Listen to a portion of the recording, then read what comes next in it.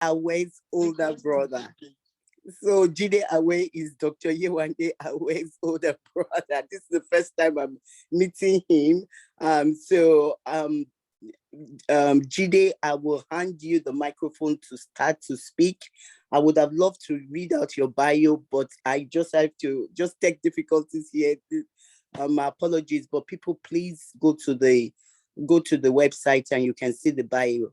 So Jide, I will hand you the mic so you can begin to share what you have to share with the community today.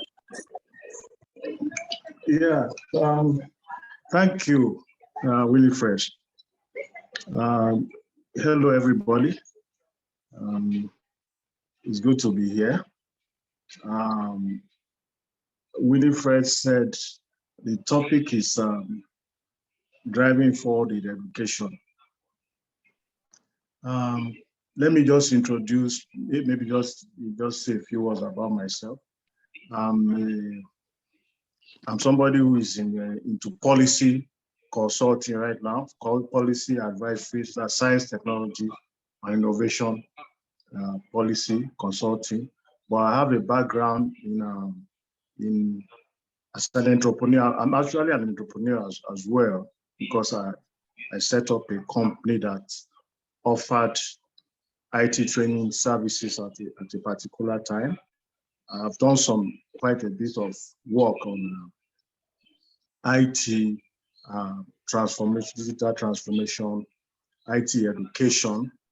And at this stage of my career, after the background I have as an IT professional, IT manager, because of my interest in research, in policy research, and I'm based in Nigeria, and I see a lot of things that need to change from my experience.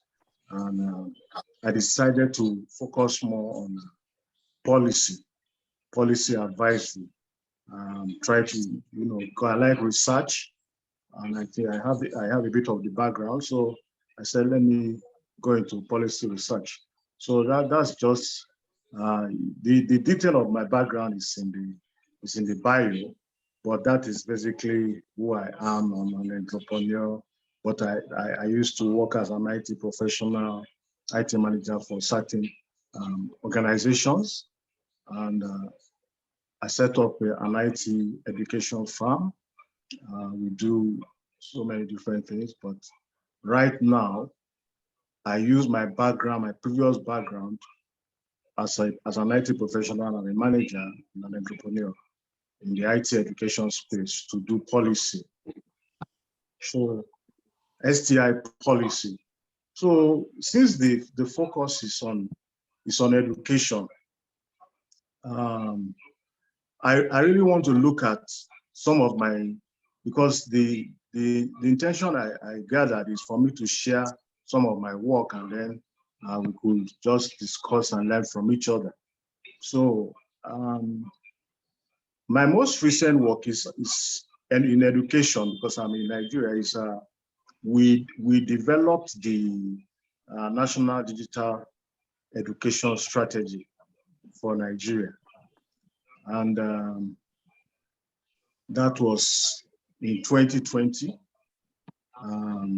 And basically what we had to do was to look at what the issues were in education, and then try to see what we should do to resolve the issues, to see how we could transform the sector. Because as you all know, education is critical for growth, and for a country like Nigeria, for development, for poverty alleviation and things like that. And so it was a situation of what can we do? How can we digitally transform the education sector? And so we looked at, in the policy process, there's always something we call agenda setting. So we set agenda first. We look at what is the different stakeholders come together. We set the agenda and say, what are the problems, and we set policy actions for them. And so we set agenda, and then we consider different options. The education sector is quite big. So, but there are certain areas that stand out. And so we just focus on those areas and make recommendations in terms of policy actions for those areas. And then after that, we developed what we call the National Digital Education Strategy for the country. I don't know how much you know about Nigeria and our educational system, but it's a developing country. We have a lot of very bright people, very enthusiastic, very, we have huge potential. But we believe that from our, agenda setting, from our research, we believe that Nigeria can do much better than it is doing in the education sector.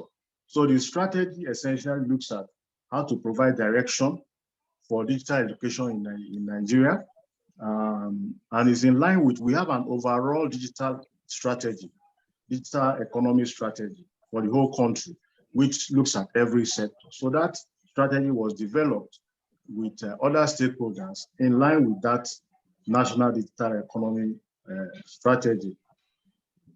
And what we looked at is, what are the views and expectations of stakeholders, the teachers, the learners, and then the other stakeholders. We looked at the state of the education sector itself, understanding the dynamics between the different actors, because one of the things that we try to do in the policy development space is to see how we go beyond just introducing, especially STI policy, beyond just introducing digital technologies and STI, but how actors relate to each other, the dynamics between actors, because we are looking at a situation where there should be innovation. And so it's critical that there's a system of innovation that works and the actors are able to relate to each other. Look at the state of this sector. Then we look at the future of education. It was quite important at that stage because it was also right during the COVID period.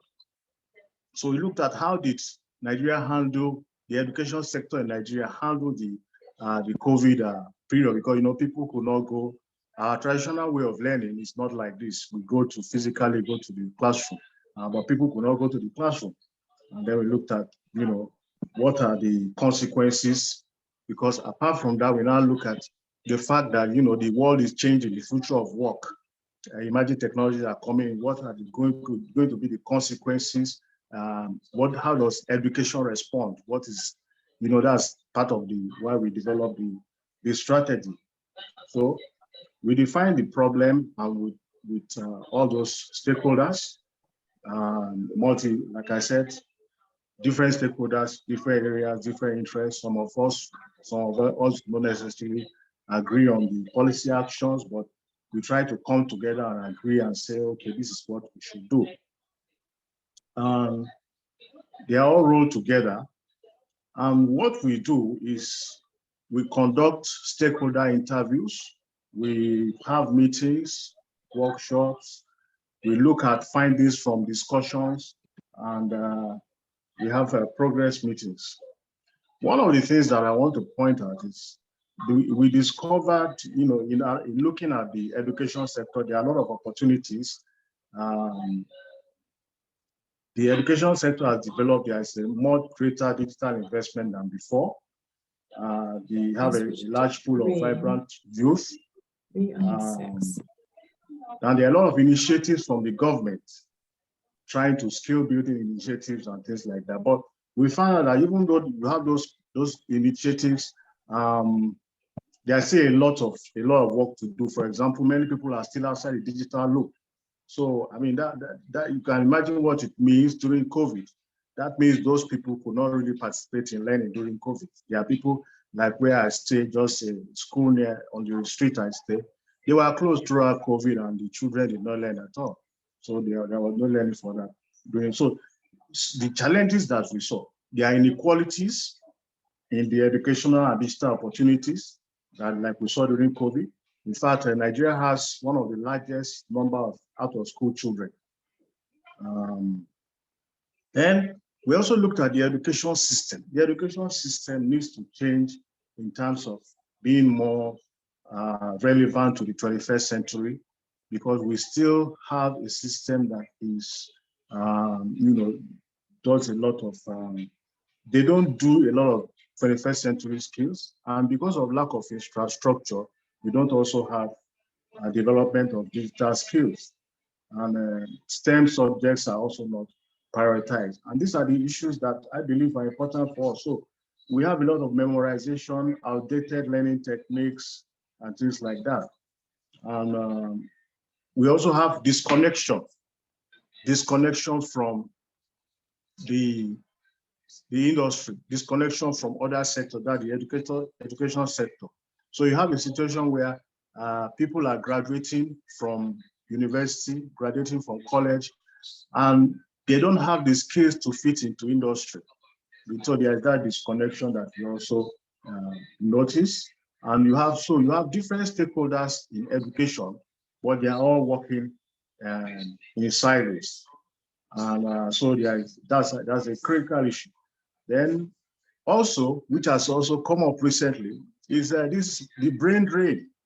The drain is from Nigeria to the West, to developing countries. We have already observed that as far back as 2020, that we have people who, because of the better facilities, so you train people in Nigeria, but they go to other countries because they have better prospects and facilities.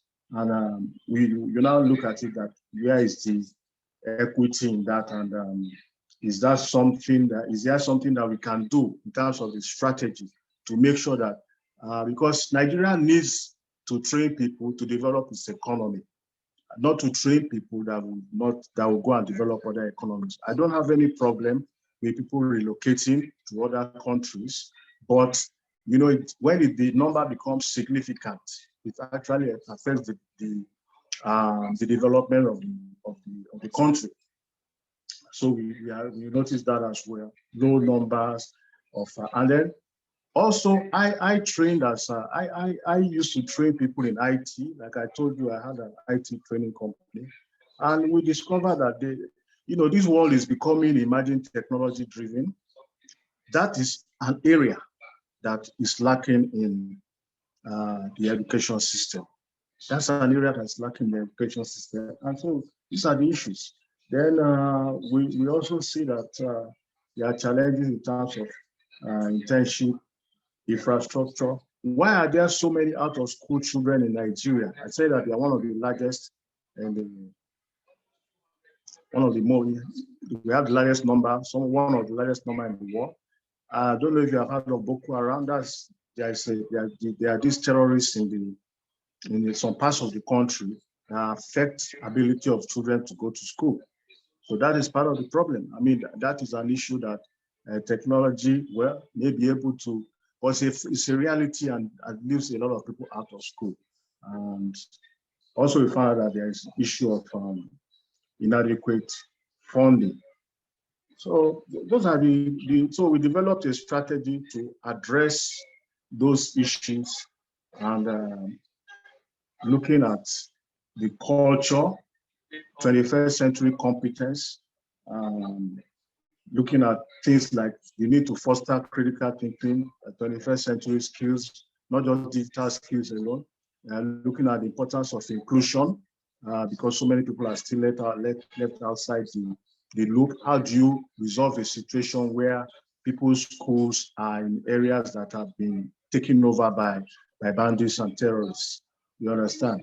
And then there is just the issue of poverty. Poverty is a reality in Nigeria. And you have different types of schools. You have private schools where you pay a lot of money to go to school. They also have schools that are public schools where you don't pay that much, but there's hardly any infrastructure. And the people, is a question of earning power. So that's digital exclusion, the reality of digital exclusion. So the strategy was based on that. I don't, so that I don't, go to, then we propose partnerships and things like that. So that is the policy. That is the strategy that we developed. Has the strategy been implemented? No. One of the things that we discover as a policy person in Africa is that you develop policies, but there is always a gap, a lag between when the policy is implemented. So, and this is an issue because you develop policy in 2020 and it's not implemented in 2022. How relevant is that strategy? So these are some of the challenges that we face in the policy space in Africa. And that's the first example I want to give. The second example I want to give is of the I'm certified in the science, technology, and innovation strategy for Africa. There's a strategy for Africa, science, technology, and innovation strategy for Africa, which is based on using science, technology, and innovation to achieve the sustainable development of African countries. That's what it's all about. And so that's the focus right now. The strategy is an ambitious strategy. It's trying to say leverage on Africa's potentials, Africa's assets, and Africa's human capital, and see what it can do, because it's based on the integration of the African continent, based on the AU vision, that's the African Union vision, that it is better that we are integrated as a continent to be able to, make an impact in the world rather than competing with the world as individual countries. So it's based on that strategy, and it's called the STISA strategy. That's the Science, Technology, and Innovation Strategy for Africa. So last year, I was one of they decided to hold courses on it, and I was one of the first people to be certified on accelerating the implementation of that strategy. Essentially, that strategy is at 3 levels. You have the continental level, the regional level, and the national level. Most of the work is going to be done at the national level. That means at the country level. So what the international level, the continental level, like, are the ones who organized the course that we did, and they did it for certain reasons. Even though that strategy has been adopted since 2014, the same problem that I mentioned when I was discussing the education strategy is still happening. There is very little domestication of that strategy. It has been adopted by African countries, but most African countries, they recognize it, but are not really doing what they should to domesticate it. Because domestication has to do with also making sure that there should be an external body like the AU itself that will confirm and evaluate what you have done. I just need to let you know that the policy process, I don't know how much time I have, but the policy process usually has to do with the agenda setting. After you identify the problem, then after you do the agenda setting, you analyze, you choose a policy, you choose different policy options, and then you implement. The whole essence of having a policy is that there's action at the end of the day, you implement. And then most critically, there is what we call the monitoring, evaluation, and learning process. After implementing, we need to know what is the impact of the policy. Is it working as required? Is it, how is the national system of innovation that I talk about, how effective it is, how strong is it? Are there some unreasonable assumptions? And if it is falling short, why is it falling short? That's why you have so going back again to the African continental strategy, the STISA strategy is that aspect is what is actually part of what is holding back, because you have to give, that means African countries must give up some of their sovereignty to like the African Union or to a regional body who will now evaluate what they have done. And I think that that's part of the problem why it's not really going how well it should go. So that is the TISTA strategy. It has 6 priorities. It's based on the African Union's Agenda 2063. African Union's Agenda 2063 is basically the sustainable development agenda for Africa. Like I told you before, it's based on having an integrated, productive, innovative Africa. The slogan is the Africa we want, because there is a tendency for Africans to feel that the Africa that is existing is not really what, because it's a question of you have potential. Africa has so much potential, but is it realizing that potential? So until you realize the potential, you are not yet the Africa we want. So that strategy is based on that. So I don't know how much time I have, but I think that maybe I should just allow other people to thank you, have a Jide. say. Thank you very much for listening to me. Yes, thank you so much. Thank you. Really appreciate it. And so today we've heard about the project that Jide Aware has done. One project he's done during the COVID time frame where, sorry, my apologies, just a minute here, where they had to consider the current state of education within Nigeria in particular, because Nigeria is the most populated African country, and then look at the stakeholders and look at the barriers that they saw through their research between the current state of education and the education that they wanted. And one of the points I put here, I've been having tech problems, so really trying to multitask here. One of the things that he brought out, which came to my attention, was really the safety of the students, which is something that you will not typically consider here, because here I go to Congress to talk about policies to drive STEM education in Charlotte, North Carolina, and we look at funding. Funding is a big thing here, but in Africa, one of the things he's telling us is that yes, funding is important, but safety of students, because there's a lot of banditry. They have people in the northern part of Nigeria, and not just Nigeria alone, but Africa, in certain countries where the religion is at cross purposes with the education. So some of them believe that girls should not be educated. So kidnapping and issues like that happens. And so safety of students in schools is really very important.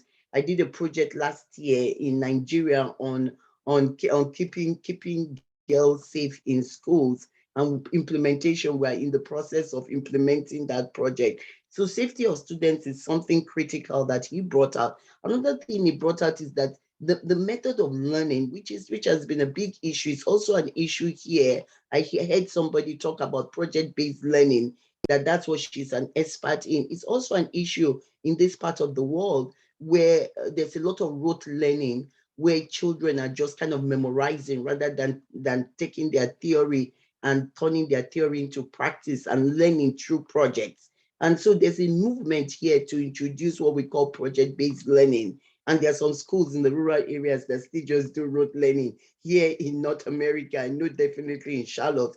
So Jide mentioned that as one of the issues, that the learning method itself is outdated, is for another century, not for the 21st century, and that the learning method does not incorporate critical thinking and problem solving, which is important for innovation. And when you look at, it called it the CETA, I think the STI, the Science, Technology and Innovation, I think it's 28. If you look at it focuses so much on innovation, because the movement now is that Africans should solve the African problems in order to have the Africa they want. So if innovation is very important, then critical thinking and problem solving should be at the DNA of the education curriculum. And that is a barrier that they saw in trying to develop the strategy. Another point he brought out was digital exclusion, that they have different types of schools. Some schools have access to digital infrastructure and some do not.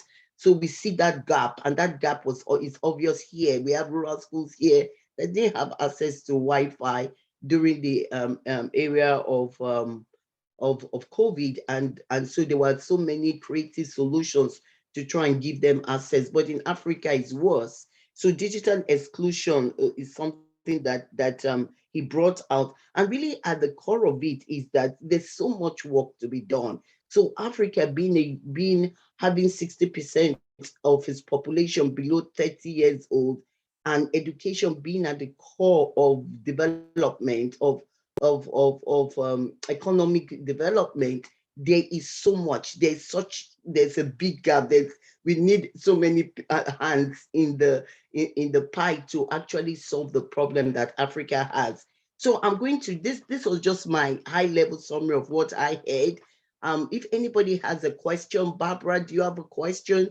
I know you were talking before Jide came in, or does anybody have a question for Jide that they would like to dive into a bit more before we break out into breakout rooms and you people can share your takeaways and get to meet each other? Does anybody have a question for Jide? I thought I saw Barbara. Barbara looked like she was about to ask a question. She looked like something was speculating in her head. No? Did I put you on the spot, Barbara Forth? I'm just listening intently. Oh, you are listening intently. Okay. Okay.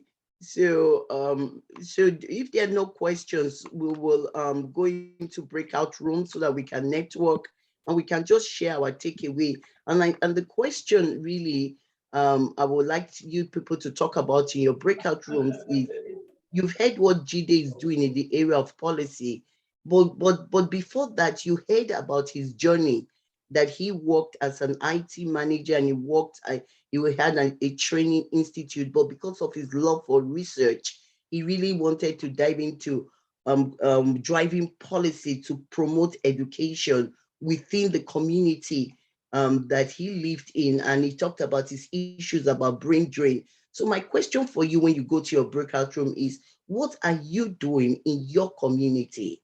Whether you're in Africa or otherwise, what are you doing in your community to drive education forward? Because there's the school in your neighborhood or in the Title I schools in your community that people do not have access to a lot of education resources and tools. What can you do to drive education in your local community and internationally? So that's a question I would like you to go into your breakout rooms and share based on he saw a need in his community, Jide, and he began to pivot until he got into policy. So I want to know, what are you people doing?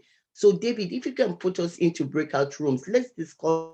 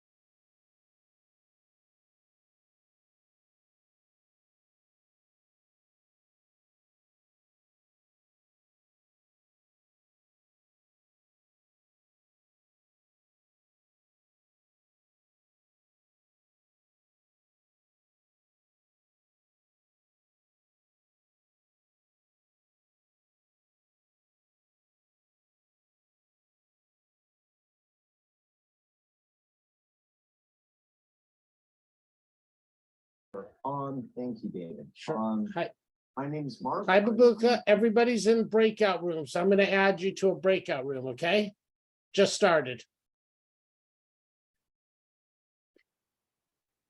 For many years, and really excited about what's happened with WITI. There's been a lot of organizational kind of streamlining in the past, I don't know, 9 months. We've had a lot of new products and services, including talent management, talent solutions rather, which is sort of a very active, all-encompassing talent placement, but more importantly, retention, training, and support for both the customer.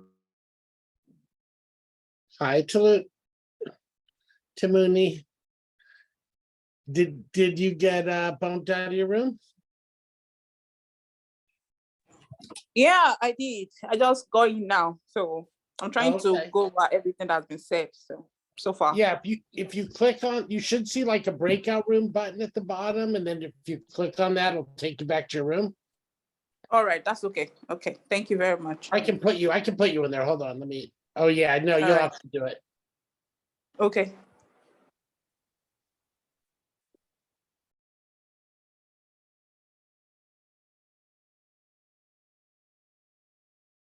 Or actually, I can do it.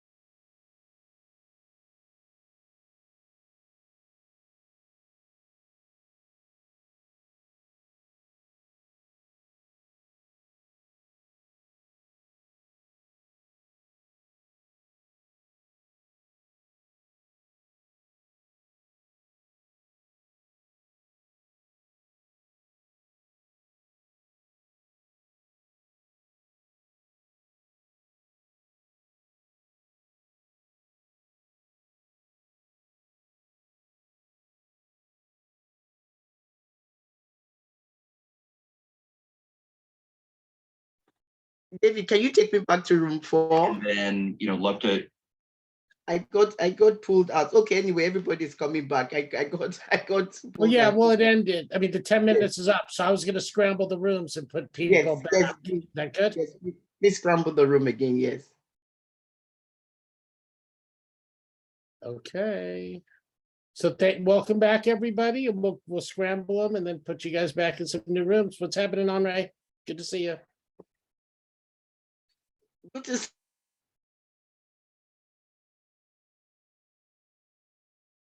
We post to and try to get more diverse candidate slates. Sorry, guys.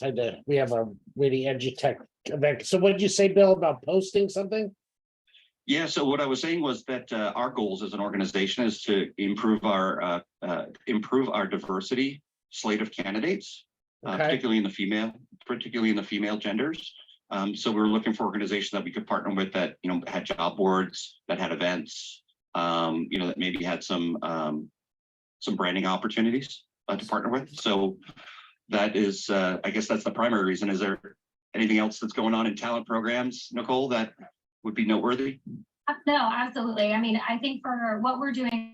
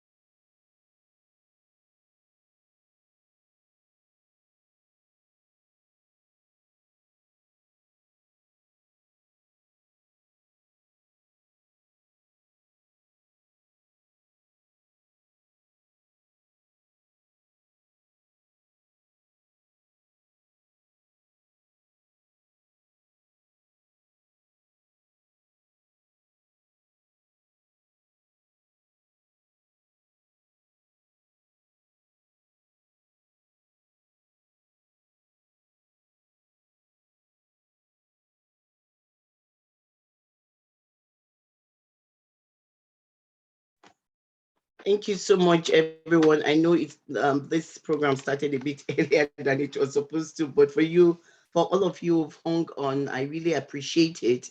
Does anybody want to share what they have talked about in their breakout room that will add value to other people within this community? Please unmute yourself. If not, I'm going to have to call you. It's good to see you, Nono. Thank you for coming. I know it's pretty late in South Africa. Thank you so much for coming. Thank you, Henry, for coming. So we have South Africa in the house. We have Henry from Rwanda. We have Bahrain in the house. We have Jet Tosin from Bahrain. We have Femi from the UK. We have Amanda from Germany.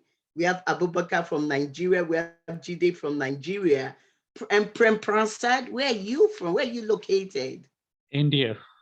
Oh my goodness. So we have an international community.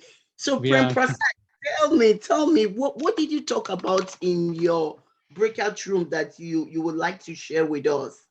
You know, We had in both the chat rooms, both the breakout rooms that we went to. I had some interesting discussion about the tech companies and the problems that the countries face. India has faces and is facing problems that are very similar to whether in education or healthcare or any of these sectors. India faces very similar problems. It's a much bigger country with greater resources, but then it still is a very poor country. So, and I think the solutions that we can actually develop in India or in Africa, they are suited to either of us. So if there are solutions in Africa, they are readily implementable in India. And if there are solutions in India, they're very much. From my side, I really want to, because we're running out of time. From my side, I'm an individual. I run a small a STEM education business. I'm basically a technologist. I'm qualified in laser technology. I've worked in the industry in research for quite some time. So I understand exactly what students need to excel and thrive in the 21st century, the kind of skills and knowledge that they need.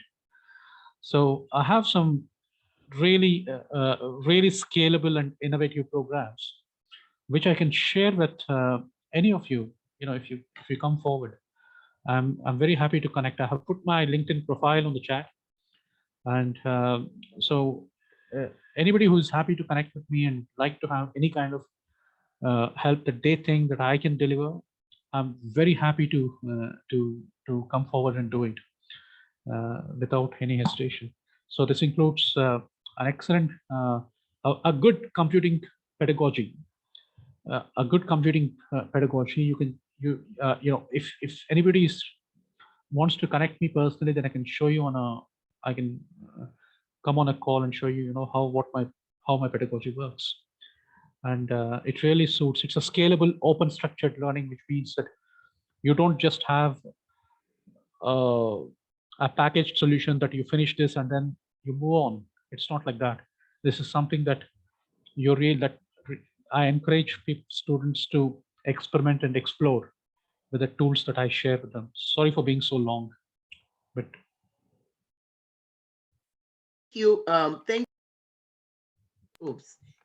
thank you. I really appreciate that. I will connect with you on LinkedIn and get to understand what you're doing and maybe invite you to speak, because one of our goals is to amplify the voices of people who are doing amazing work in their community. Yeah. So if you're doing amazing work in your community in India that you can share, that which people in Africa can learn from and implement in their world, you are definitely speaking my language. So I'm going to speak to you. Did you share your LinkedIn on the chat? I did. Okay, I did. excellent. Yeah. I'm going to save the chat, So I know that we are coming close to the end of this session. I think it's actually 3:30. I know people are leaving, but I hope that when you people got into your breakout rooms, I really hope that you got an opportunity to share what you learned from Jide's talk, and how you are going to implement what you learned in your own community. And also you had an opportunity to share with your breakout room the amazing thing that you are doing. I know each one of you is doing amazing things like Henry, No, Femi. Femi, can I see your handsome face? I know you are now in the UK. You must be late, but I haven't seen you in a long time. I don't think I've ever met Diolu Owokade. If you can show me your video, let me see your face. Oh, Femi, good to see you. I hope you're enjoying the UK. Good to see you. Femi, which And part of UK you are in? Femi, So, yeah, it's good to see you too. I'm actually in Sheffield. That's in the northern part of UK. Yeah, I was there. I came to Sheffield once, but I was in Manchester. Oh, I studied at Manchester, yeah, at the University of Manchester. Yeah. Amazing. It's a nice place. Femi and his gang, they're doing amazing things. We have to get them to come and speak to us again. They're expanding into the UK. So we want the world to know what Greatly is doing. Really impressed with your work. Dear Lou, thank you so much for coming to Lulade.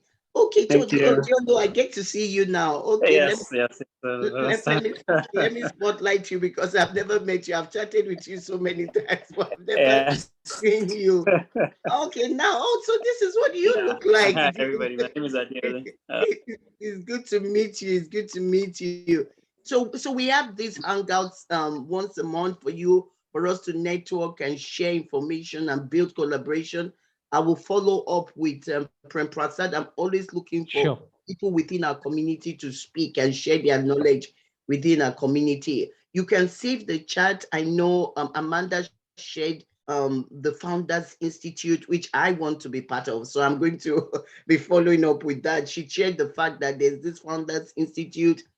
I've been to two of their events and I was so impressed. So I want to join. They have a course that's going on in Abuja in Nigeria, and I want to join that cohort. So Amanda reminded me, and she said shared some work there because she's part of the cohort in Germany.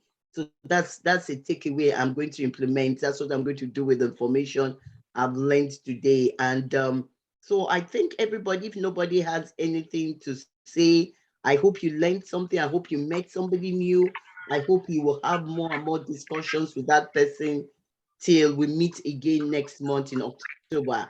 I'm always looking for speakers. So if I come into your chat and ask you to speak, Ibiwoye, Diolu, Nono, Amanda, Prem Prasad, Henry, Bukola, just know that I just love you people, and I think the world should know about the amazing work you're doing. So thank you, everybody. I really appreciate your coming. Thank you, Jide. I really appreciate it. Thank you. This is a beautiful community. Thank you so much. Thank you. Bye. Jide, we didn't get to see your handsome face. Please, let's see your face before you leave, Jide. Okay, there is no light, though. Okay, there's no light there. But let me just try. Tosi, Jide is Yewandé's brother. Tosi, Jide is Dr. Yewandé's brother. Oh, Jide, nice to meet you. Nice to see you. Nice to finally see you. Thank you. Yeah, thank you. Yewandé is my chief bridesmaid for life. That's what I call her. Okay, so thank you, everybody. Thank you very much. Thank you. Bye-bye. Bye, Henry. Bye. Bye-bye. Bye. Bye. Bye, Bukola. Bye, everybody. Bye. Bye.